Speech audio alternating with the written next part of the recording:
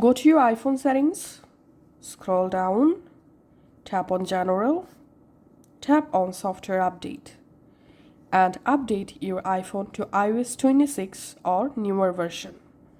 As you can see, I'm using iOS 26. Now, to turn on your call screening, from your iPhone settings, scroll down and tap the search option, find out phone, open phone settings. Under phone settings, scroll down and come to these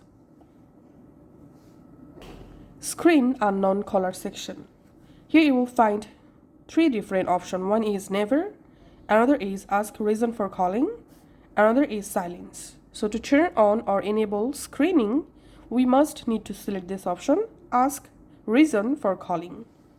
Calls from unsaved numbers will be asked for more information before phone rings. Calling and data rates may apply. So that's how you can actually turn on or enable screening in iPhone.